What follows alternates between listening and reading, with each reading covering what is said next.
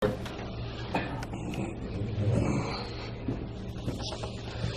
March the 10th at Scott County, playing at Georgetown College.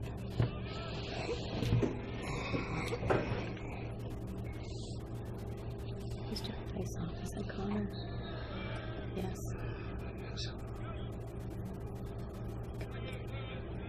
On three.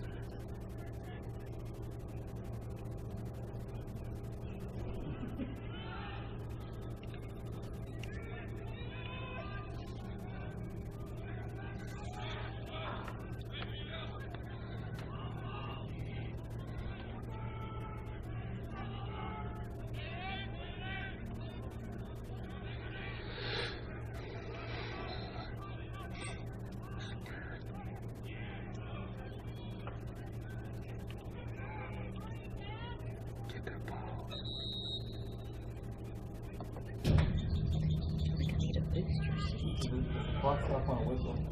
There, yeah. And when you change it, that's what I remember. Yep. And how wind it down.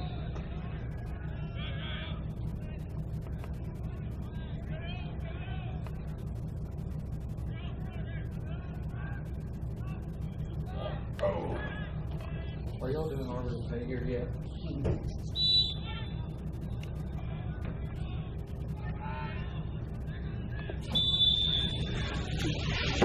We don't do it for officials. Now, I wouldn't do it for cross the coach's plan. We do it for that, but. No, we do it for every sport at the cross. There's a whole bunch of crap going on with the cross right now. I don't know how many emails you saw, but. Yeah, I don't really know what all that meant. Can you explain it to me? Like, they were arguing about something, but I don't really. Long story short, the whole situation started because the Northern Kentucky Warriors, who play in the Commonwealth League, were allowing a kid that was homeschooled to play. According to the Commonwealth bylaws, no one that's homeschooled is allowed to play. Which then, unfortunately, they picked the wrong kid. His parents are both poor. One's a lawyer, one's a judge. And the one that's a lawyer, her firm made their name on the Tim Tebow case in Florida, allowing homeschool kids to play public school sports. So, yeah, it's the one kid you don't want to screw with. Anyway, so a lot of stuff happened there.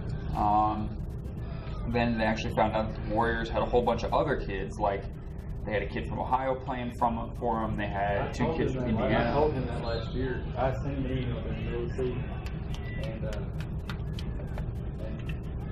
he told me it was investigated and was it true? The dad was up here. He said they warned him from Kentucky. I think I remember that. Yeah, and so I sent an email to him and said, there's kids that aren't even from Kentucky that are playing on this team. He's like, no, there's not. Yeah.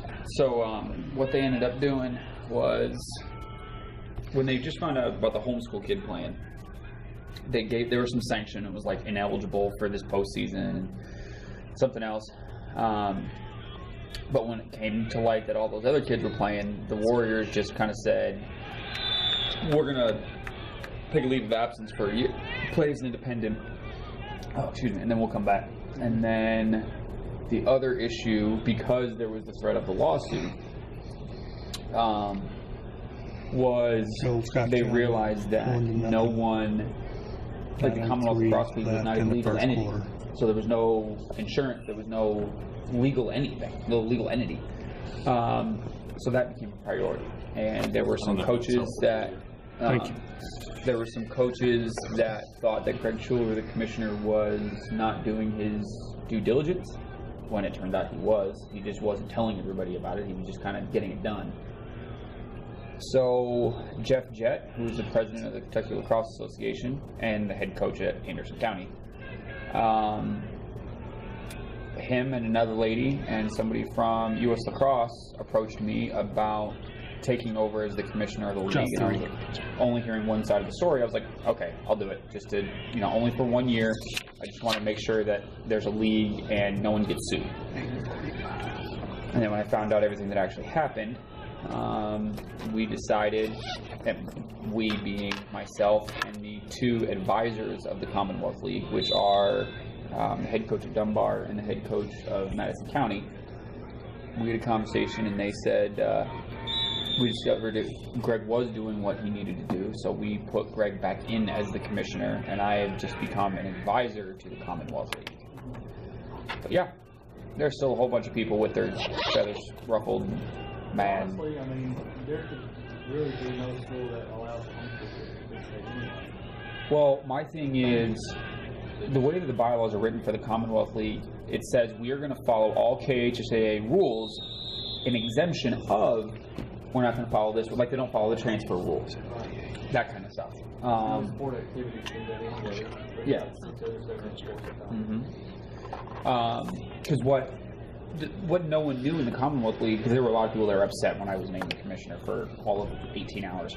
There were a lot of people that were upset because they just saw, okay, the women's coach at Georgetown College is now the commissioner. Well, what they don't know is I'm the one that wrote the rule, literally wrote the rule. GOTH. When the Metro League started in fall of 2012, the Metro League appointed a gentleman named Chad Walbrick, who was the athletic director at Collegiate School in Louisville, but he also coached the lacrosse team. So since he was the only person in Metro ADs that had lacrosse experience, they said, here you go, you're in charge, write the rule book. As far as the exemptions and all that kind of stuff, what rules not going to follow, building districts and things like that. So he called me to make sure everything was copacetic on the women's side and all that stuff. But him and I, for 5 days in a row, for 3 hours, sat in the Buffalo Wild Wings and wrote the Metro rule book, which is now, except for a couple rules, what the Commonwealth follows. It would all come together. The case they would just added as a sport. Yep. Because my biggest fear the whole time is about the legal stuff. If one kid got hurt, God forbid, died or something out here, it would all fold. Everything would fold because it doesn't hinge on the KHSA catastrophic policy. It goes back on the schools, and some of them aren't even affiliated with the schools. Well, that's why the Commonwealth League requires players to be members of U.S. Lacrosse, because now you're covered by their catastrophic injury insurance. But I think what I'm saying is the more that the league exists without the backing of each school. Oh no, I completely agree. It becomes less of a professional. No, I'm 100% with you. Like the time that the Woodford County parent drove across this turf field, and I called the Woodford County AD and told them we don't even have lacrosse here. And I'm like, oh, we played you last night. Yeah. Yep. You had somebody drive across this field? Yeah. His drove across the field.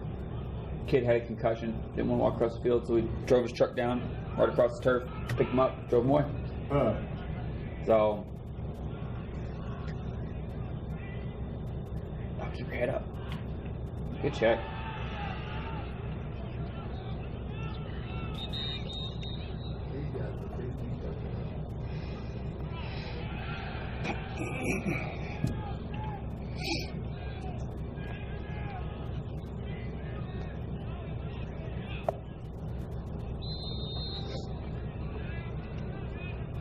But what we want to do next year for homeschool kids is we're just going to take the KHSAA rule as far as homeschool kids and just put that in. Because that was the problem that really got this going with this one kid from Northern Kentucky, was he meets the KHSAA rules as far as homeschool. So it's, if you take X amount of classes or whatever, you're allowed to play. He plays high school football for, it's not Simon Kenton, but it's one of the schools up there. Maybe it is Simon. Is Simon Kenton private? No. Okay, that's just, they're... So you're saying he plays on the public school team as a homeschool kid? Yep.